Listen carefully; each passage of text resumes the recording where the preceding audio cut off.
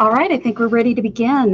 Thank you so much for having me today. It's been a pleasure to come back here. The last time I spoke in person was for this group, and it was back, I believe, in May of 2020.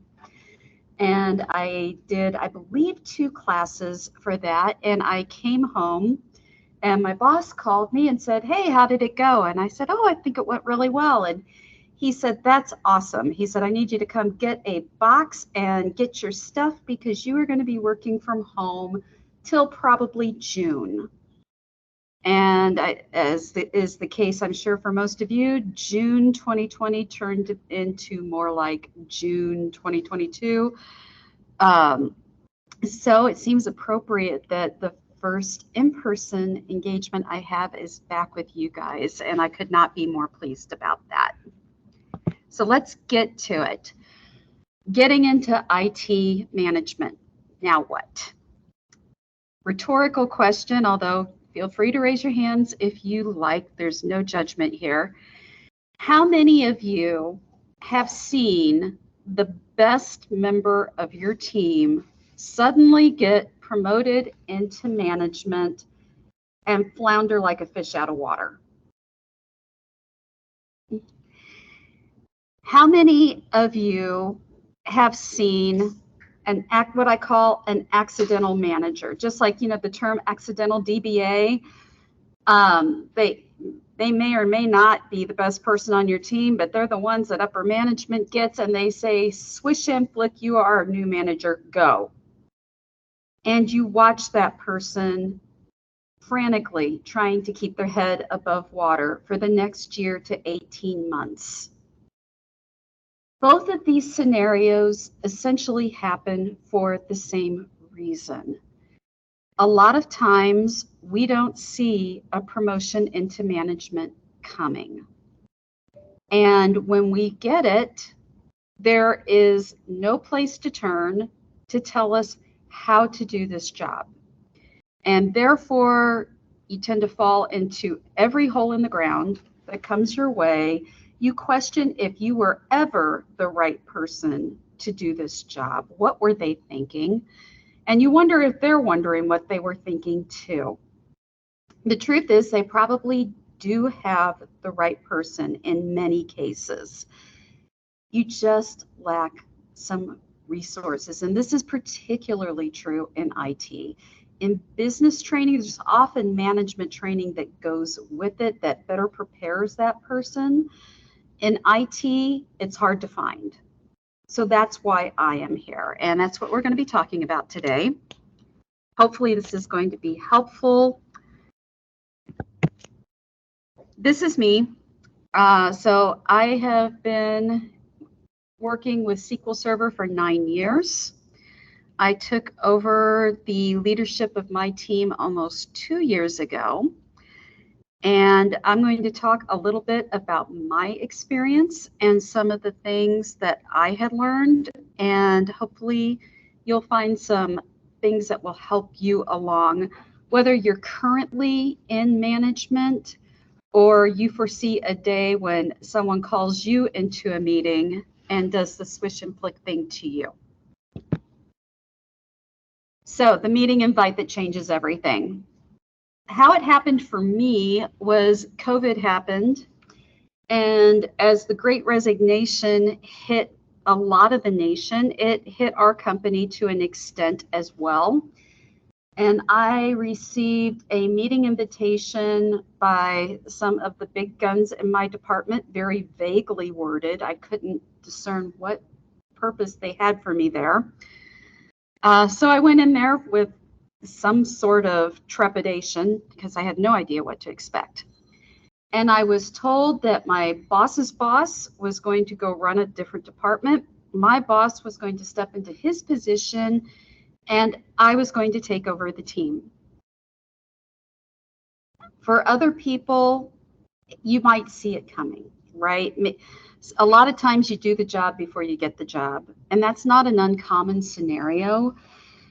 In other cases, it may be seemingly completely out of the blue. your boss leaves or is fired or whatever, and here you are. However it happens for you, you're going to have a time of, oh, wow, they like me. They really like me. They trust me to lead this team. And you're thinking, this is amazing. And you go home and you tell your family, hey, I got a promotion, and everybody's so excited for you. And then when you're alone, you think, oh my gosh, now what? We're going to talk about 10 steps to help get you through that first 12 to 18 months and help you be successful where you might not have been successful otherwise. So the first step is managing expectations and defining what success looks like. You cannot be successful if you don't know what success looks like. So your first question is, what does success look like for me in the next year and long term? That was the first question I asked in that meeting. What does success look like for you? For me, for the next year? What defines that? If you get an answer, that's awesome. You have your working plan all cut out for you. If you are told, well, this is a good team, just keep doing what's been done, you may have a little bit of a reprieve, but you need to start thinking ahead, because that answer is not going to be the answer 6 months from now, 12 months from now, 18 months from now. So you need to start considering from a completely different viewpoint than you've ever had what success is going to look like for your team, because we're going to say this over and over. Their success is your success. Okay? If you don't get an answer to this question, and you might not, then congratulations. You get to chart your own adventure. And you need to start doing it as soon as you possibly can, and bringing an idea of what your thought is for the next year for this team to your boss, and working it through until you see it with the same set of eyes and agree that that's the way you should go. When you're doing this, one of the things that you can do to help yourself is to look at the company. Look at where they are. Are you in a startup? A startup company is going to need a completely different kind of manager than a company that is well established and in its happy place. A startup company is going to need an idea person. They are going to need a problem solver, a visionary, someone who can be flexible and can rope in that team, get the buy-in, and move quickly. An established company already knows what works for them if they're in their happy place, right? So your job is to maintain that happy place and start considering what improvements could look like. On the other hand, if the company's in trouble, and I think a lot of companies went through this with COVID, they're going to need a manager who can quickly assess and triage the situation and bring everyone to heel and move forward as productively as humanly possible. The next thing you need to do is think about what you bring to this equation. They chose you for a reason. What was the reason? And no, the answer is not there was no one else. They could have brought someone else in from the outside if they needed to. So why did they choose you? What are your strengths? What are your weaknesses? And how do you turn those weaknesses into opportunities? For every mistake you make, and you will make them, especially your first year, there is a chance to turn it into an opportunity. You do that by learning from that mistake and not only fixing the problem, but being proactive about making it better. Okay, so these are going to be things that are in your head as you're looking forward. So now that you have this info, what do you do with it? One of the best things you can do for yourself is find someone who's been there and engage them as a mentor. Bounce your ideas off of them. Let them tell you what's good, or, this only sounds good on paper, and be willing to listen to that, because it is a lifesaver. There is a wonderful book out there, and it's on my resource slide, called The First 90 Days. And the first 90 days addresses any sort of promotion, whether it's into management or senior management or C-level suite. And one of the first pitfalls that they talk about is people who are promoted frequently fail because they go into the promotion thinking that, well, I'll be great if I just do what I've always done, only harder and more. And that is not the case here. Management is a completely different skill set. You may not go completely hands off the technical, but you're certainly going to have to move beyond it.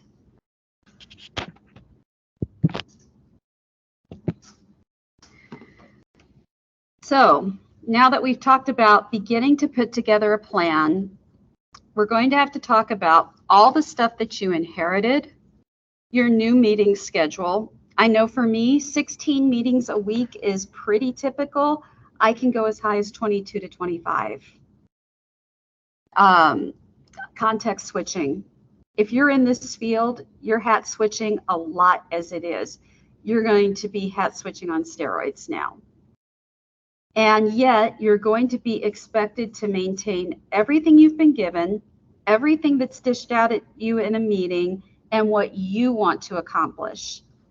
And it's going to look like a mountain unless you get organized.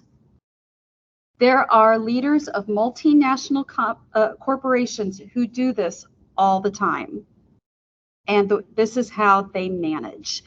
There's a lot of apps out there that you can use on your phone. You can look up productivity apps and sort through those.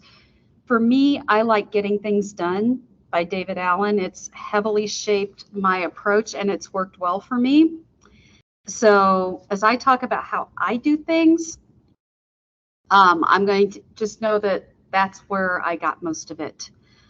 The first thing you're going to do is get some kind of planner, any kind of planner that works for you. For me, I use a OneNote. It's easy, right? And my life is in that OneNote. Once you get a planner that you like, you're going to make a list. You are going to get everything on paper and out of your head. And it's going to be a lot. You are going to be amazed at how much stuff was just up here and not down there. And once you do it, it's amazing how much the stress level decreases just because of that. You don't have to think about that anymore and consciously or subconsciously remember it. It's just there. What I do in mine is I have a OneNote, and on the first page is my quick notes, right? Just the stuff that's immediate to be addressed. So if I'm in a meeting and somebody says, oh, this is a takeaway, 15 minutes in the meeting, and I know that 45 minutes later, I'm not going to remember that, I jot it down in my OneNote. Any project work, each project gets its own page, and there's a list of A to Z of what it's going to take to get that project done. So I can click it off step by step. I can go to that project page and I know exactly where I am. My meetings go on there, meeting notes. It's even better if somebody's taking notes for you and email them, they get pasted in. My one-on-ones, my meetings with my boss, everything goes in there. My 2-year roadmaps, everything goes into this planner. And then I check it once a day at least. I go into my quick notes, I check it off, and I look at my project pages, to remind myself, oh, I need to talk to so-and-so, where are we on this? And it just, at a time when you're juggling a dozen dishes, it helps you to keep from dropping so many of them. The idea for this that will make the difference for you is whatever system you choose, it has to be something that you will realistically maintain and that you will consistently use. If you don't, you could have the best system in the world and it's going to do nothing for you. So it's worth taking a little bit of time to find the right system, whether that's a tool planner or you want to put everything up in Outlook, or you do it like me and get a OneNote. All right. So whether you are stepping up like me to lead a team that were formerly your peers, or whether you have been recruited into a company or you're switching teams, the approach becomes largely the same. You're going to meet the team, okay? And the first thing you want to do is have an introductory meeting. An intro meeting is just what it sounds like. You're going to talk about how you got here from there, and then you're going to let the team talk. In our case, where there was a relatively large shift in personnel, this was invaluable because my peers were now my team, and they were comfortable enough with me and honest enough with me to talk about what that was going to mean for them. You know, there's almost a certain mourning period that has to happen because everyone knows things have changed, and you want to give the chance to allow that conversation and to talk about a little bit your vision for what this looks like going forward and show them that you're hearing them, because this is going to be step one of building trust with your team. If your team doesn't trust you, they won't allow you to lead them. So this is number one. If you're coming in from another team or another job, it's a little bit easier. Because the reset button isn't quite the same, there's still going to be an element of things have changed. I don't know you. I don't know what my future looks like with you or what your expectations are. So it's still really important to take this opportunity. But it's a different sort of difficult, not more or less, but different than when you're moving up to lead a team of peers. The other thing I really recommend is one-on-ones. One-on-ones are you meeting with individual members of your team. If it's a small team like mine, weekly works really, really well. If you have a larger team, monthly might be a good cadence for you. But this is their time. This is their time to talk about whatever they want. And it's your time to listen. You are now, especially if you've come in to lead a team that you worked with, you're no longer listening for what they did on the weekend or what bar they went to after work or, you know, any of the other things. You're listening to get a picture of who this person is, what their skill sets are, how they fit in with your plan, and how they benefit your company. And you're listening to find where you can help them grow, because there is no perfect employee, there is no perfect manager. But we can look and find out, okay, so I can see troubleshooting is going to be really difficult for this person. How can I help them to grow there a little bit?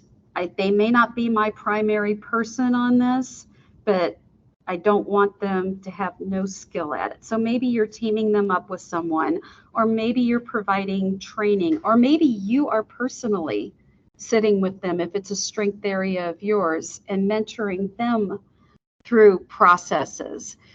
But in all of this, you're showing these team members that you are on their side and you are invested in their success.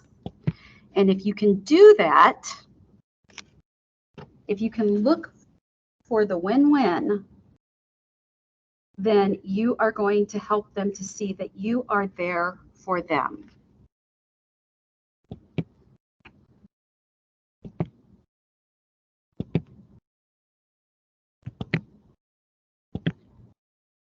Finally, servant leadership. This is my favorite paradigm of managing, and it's the most fun I have with my job, is finding ways to make every member on my team shine, giving them the visibility so that the company knows exactly what they have in them. Our corner of the world tends to be somewhat in the shadows, somewhat thankless, and I personally want to change that. We have amazing professionals. There is nothing simple about what we do, and we are vital to the company's success. The primary asset, the most valuable asset a corporation has, is not its money, it's not its client list, it's its data. If the data goes, the clients go, the money goes. So we really want to foster the team. We want to make them shine. We want the business to understand what they have. Having said that, there are times when the leadership portion has to be front and center. There are times when you are given direction that you are going to have to put out there and you are not there for buy-in. This is where we're going. Don't offer choices if there's not a choice. This is the direction we're going. Let them ask their questions. Let them express their concerns. Let them know that you are there to support them through this, but this is where we're headed. Being able to be strong and make the decisions when they have to be made is a really key element of success now that you've moved into this chair. Step 4, your strategic vision. Have you even been given one? Have you been given a 1-year roadmap, a 2-year roadmap? This is what we've been working on. This is what we expect to do over this next year or two. If you have, is it still realistic? You know, especially during COVID, and you guys may have found that this might still be the case. You might have lost personnel. You might have had budget cuts. You might have gone through all kinds of changes that make this plan no longer realistic. If it's not realistic, now is the time, as soon as you can, to meet with your boss to review this, and to review it with an eye of, I don't see this as realistic anymore due to fact A, fact B, fact C. I think that we could pivot in this direction because of fact A, fact B, fact C. Try not to bring a problem without having thought of a solution. If you don't have a solution, be prepared to explain the avenues that you explored before you concluded there was no good answer to the problem. Your boss's time is even more strapped than yours. You don't want to waste it. And you want to show your value as soon as you can by coming forth as someone who is as informed as possible. If you have not been given a roadmap, congratulations, you get to make one. And depending on how dynamic your company is and what your needs are, this might be fairly general, or it might be really specific. Whatever that case is, When you have it, take it to your team. See what their thoughts are. Do you have buy-in on this? What is their feedback? They may have seen things in this that you have not. So it's a good idea to look at it together. Finally, schedule a meeting with your team with no agenda. This is actually something that I did with mine, and it was quite interesting. I brought them together and I said, I have 3 questions for you. I said, how did you see IT before you came to work in it? And there were a variety of answers, between they're the cool kids who knew how to do all the things, to, well, they're the people that live in the basement and as often as not make things worse than better. Just the spectrum, right? I said, were you right? Why or why not? And the second question was, how do you think this company sees our team? Are they right? How do you want them to see you? Whatever that answer is that speaks to all of you, write it down. They're going to forget this conversation in an hour, a week, a month, but you won't, because this is going to be a driver behind some of, if not many, of your decisions. You want to evangelize the message that your team wants to be seen as, right? And the only way you're going to do that is to frame some of your decisions around that. For us, I wanted us, and the team agreed, that to be seen as progressive professionals who are helpful and available and have meaningful skills to contribute. So as I've been pulled in on projects, I've made a point of saying, oh, take this person. They specialize in this. They have this background to offer. Oh, I didn't know that. Yeah. And as a result, they're starting to get pulled into more things. They're starting to be involved in some other things. It's baby steps, but we're getting there.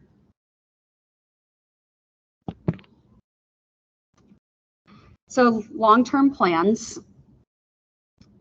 Again, we're looking for realistic, achievable goals. If you don't have achievable goals, you have not succeeded. And it's not to say that every one of them will be achieved. We are a profession that does a lot of hat switching. We're implementers, so we get pulled in on a lot of things, often last minute. So your best chance of success is to look at the bigger picture of what the business is doing. Start putting your ear to the ground.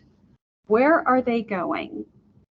How do I see my team fitting in with this? Oh, we're gonna be moving to the cloud. They think maybe we'll start this year. Maybe I need to back something off and allow a little space for this so that I can ramp up my team on Azure or AWS or whatever this looks like. They're probably going to want to bone up on their PowerShell skills, because that's going to be a thing. Maybe they need to start getting familiar with Databricks, and that's a little more important than the dev cleanup instance that I wanted to do instead. Give yourself some flexibility here, because a flexible plan is a strong plan.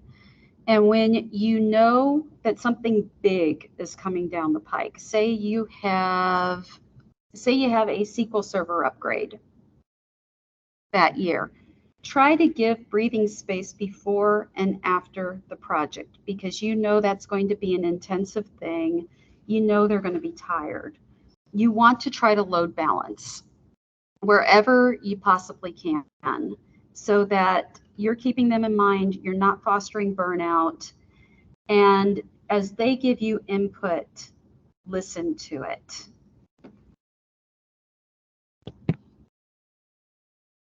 All right, so at this point, you should be feeling pretty good about yourself. You're getting organized. You and your team have a strategic plan.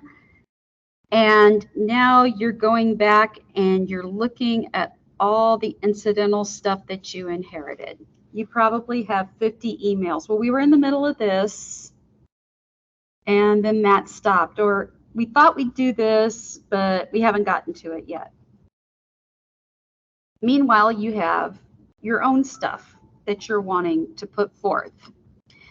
Just like everything else, all of these inherited projects are going to go into your planner. And just like everything else, they get their own page. Start triaging them. What can be done the quickest? If you've ever heard financial people talk about debt and the snowball effect, this works. Knock out the smallest stuff first, which gives you time for the next biggest stuff, which gives you time for the next biggest thing. And faster than you think, you're going to be on a good path to being able to incorporate more and more of the things that are important to you. The biggest thing is to understand the picture. My software engineering professor always said that the first step to any coding project is to understand the work. If you don't understand the problem, your solution will not work. So understand the things that you've inherited. Don't be afraid to ask the questions and prioritize them and start knocking them out. If you weren't having enough fun with that, we're going to start talking budget. Nobody likes to look at the budget, but you're going to like it even less if you don't, and then you find out next year you don't have the money that you're going to need. And the business isn't going to like it either. If possible, try to get a hold of last year's budget. If you can go 2 years back, even better, because you can start getting an idea of where spending has increased, where it's stable, and you can then look at what you need. So for instance, licenses, that's a big one, right? We didn't spend so much on licenses last year, but this year some are coming due. And I know that this is what it's going to cost. Or consultant fees, have they raised? You know, core-based licensing for SQL Server, maybe you need to incorporate more of that. Maybe you need to staff up, right? You need to think about all of these things and plug them in and look at it, and then look at it twice. Are the numbers accurate and realistic? How do you know? How can you justify it? Because you're going to be asked, what are the facts supporting the assertions that you are making of the things you need? What do you do if you think they're off? This is the time when you are going to be talking again to your boss, running it by them well in advance of the time it's due. You do not want to last minute this stuff. Really talk to them so that you can look at it together, see it through the same set of eyes, get their buy-in on it, because support's going to be really important here, and move forward. You may have to get creative. You may have been told, for instance, that you could staff up and you are getting ready to post the position and, oh no, hiring freeze. What do you do? And one possibility is to say, well, I can hire a consultant. I can get a consultant for probably a third of the price and I will put them to work on specific projects next year for me. That might be one way. Another way is to look at what we call doing more with the same. What can be automated? That's a good upfront investment of your time that's going to pay off in spades later. So you may look at automating things. You may look at teaming people to work together on things. While you're doing this, you're going to be using metrics, and I'm going to be talking about metrics pretty frequently through the rest of this because metrics are everything to a business. They understand numbers. If you can show them that one of your people took the worst query that was bringing down your main instance and reduced it to executing in seconds, that means something to them. If they can see that you've automated a process that used to take an hour and now it takes 5 minutes, they understand what that looks like. If you can say, you didn't allow me to upstaff, but for a third of the price this year, I can defer projects A, B, and C to a consultant, and we can still get you where you want to go. Now they're looking at you and thinking, this person understands how we think. We have the right person in the right chair. And the way you get these metrics across is by reporting them. So for instance, I report once a week to my boss. I give him a written report. It's largely automated, but it's metrics. It is just metrics with some minimal explanation about where we were on everything for the week. Once a month, I report to our CTO. Same story. Maybe slightly different set of metrics because what's meaningful to him is not necessarily the same thing that is meaningful to my boss. But the point is that they have meaningful information that shows what a wonderful job my team is doing, and as importantly, where we're challenged. Oh, come on, there we go. Assessing the day-to-day. So if you worked your way up through the ranks at the job where you are, you probably know all the players already. If you're coming in from the outside, this is one of the first things to know. Who owns what and how important is it? It makes a difference between if you have to call Mr. Smith at 2 in the morning because their application's down and nothing's happening in the morning without it, versus Mr. Jones, who, you know, when you get here, send him an email. When you get here, you might want to look at this. This is happening on an increasing basis, right? Get to know the other managers. You are now part of a completely different team yourself. Know the managers in your department. Know who they are, what they're up to, where they're going, what their pain points are, and how you can help. One of the first things I did was have the other managers in. Every month, we had a different manager in for a month for a lunch and learn to talk to the team about just these things. It would let them ask their questions. They actually responded very positively to it. It showed them that we cared, that we wanted to know, we wanted to see where our opportunities were to help.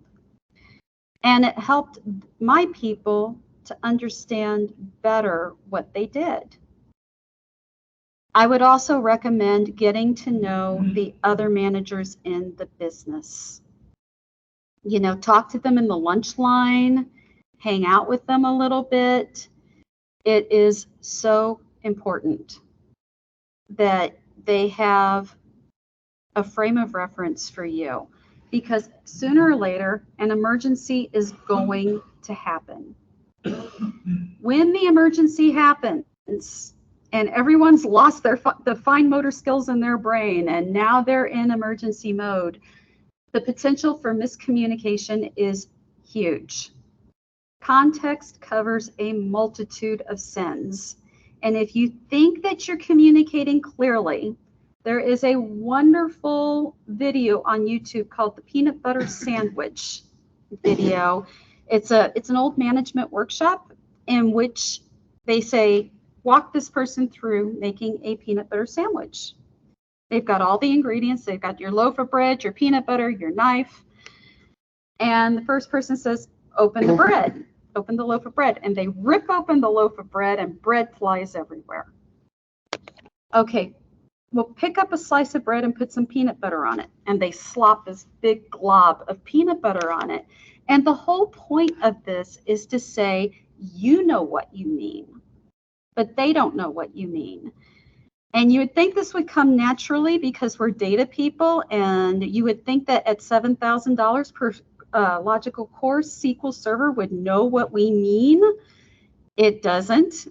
And we frequently have to say, no, no, no, do this. We have to do it with people too, even though people are still smarter than SQL Server. And the more they know you to begin with, the better off you are going to be. Understand how your technology is used by the business. I sent my people to other parts of the business side to sit with them, to see what they did, to sit in on meetings. And we had people come sit on the row with us. And it was eye-opening to them.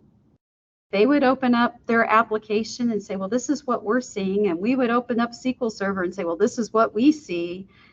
And it was very informative, I think, for both of us. And it established, again, a bond. When people know you and they see you as being helpful and competent, they are generally going to want to help you as well.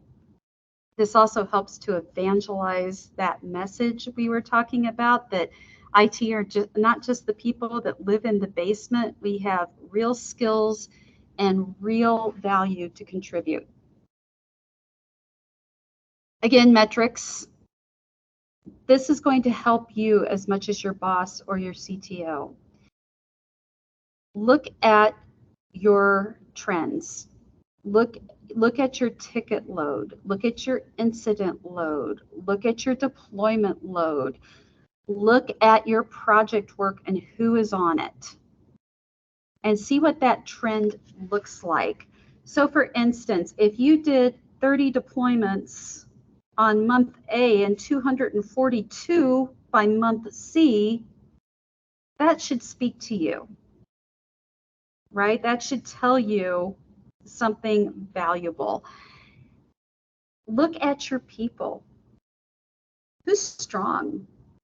Who's productive? Who is quietly sitting back in a corner praying that you don't see them? And how do you help that person in the corner to come out of that corner and be what you know that they can be on your team, right?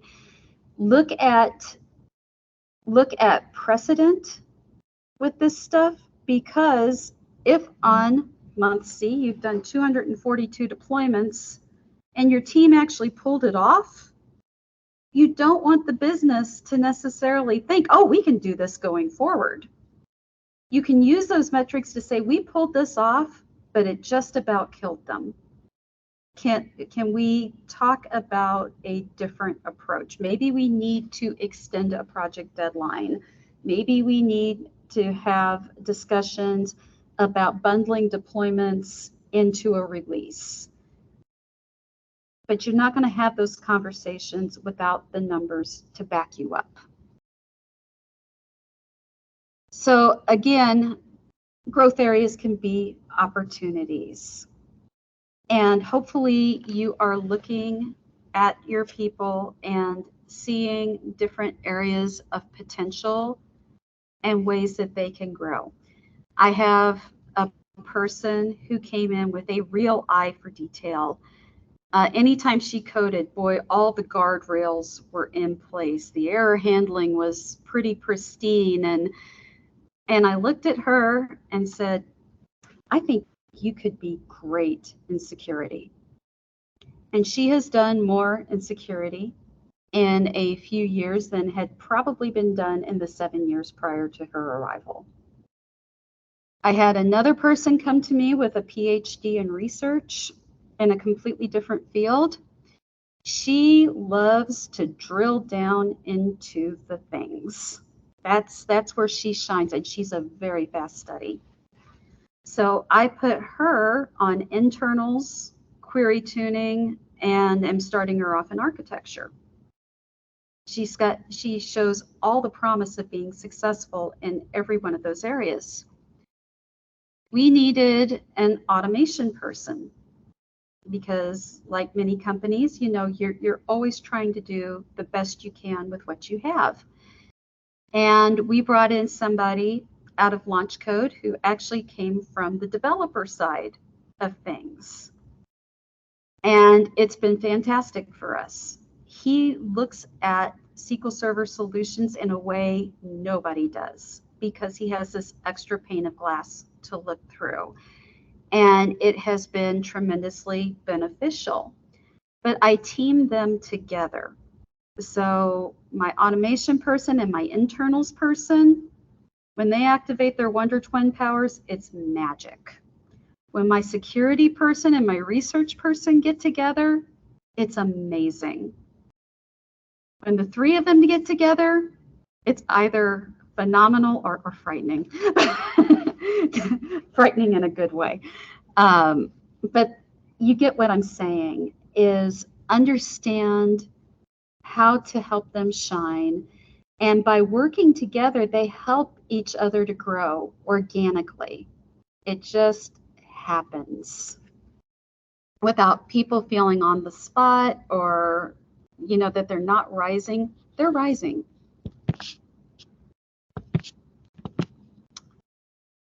Step 9.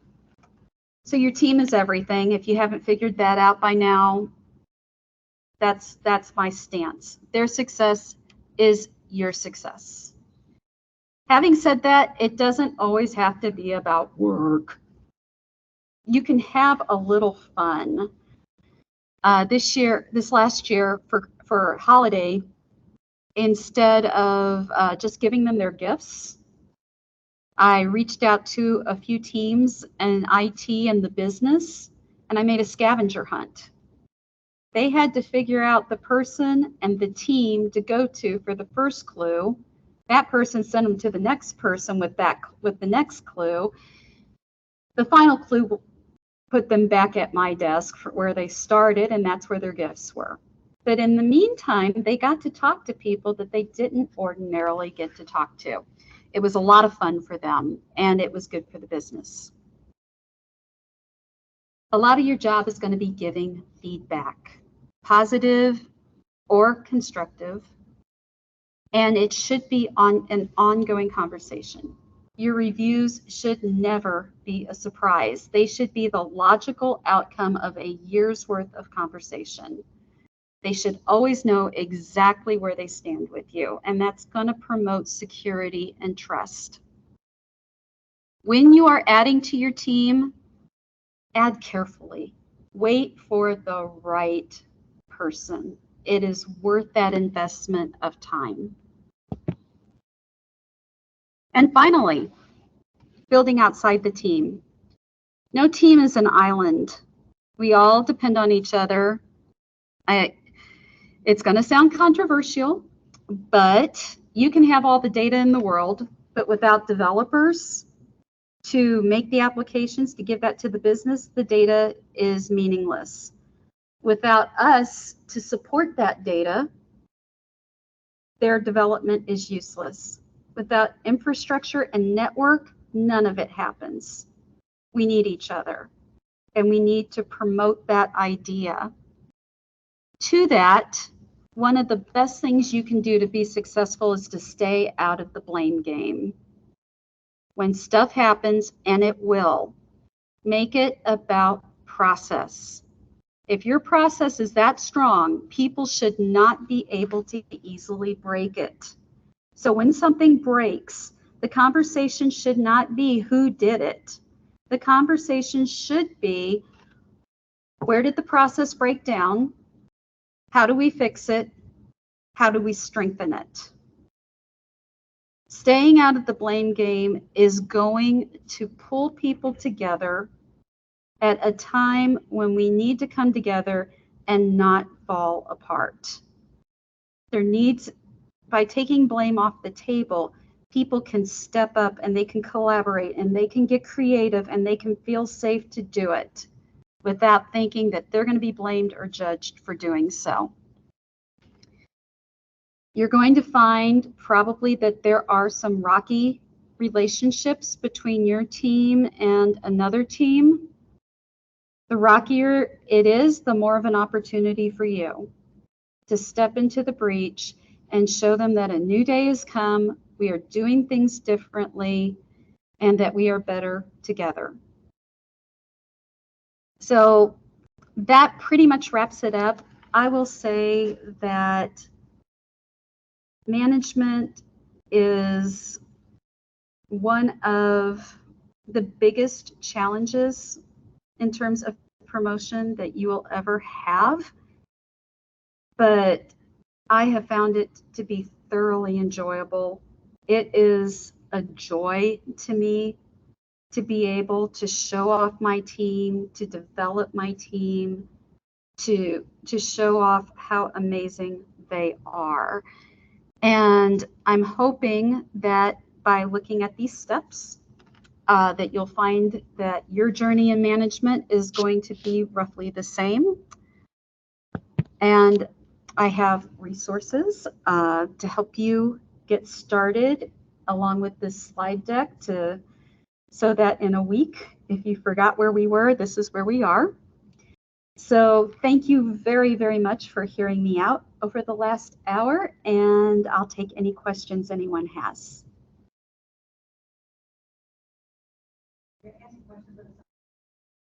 Uh-huh. Yes.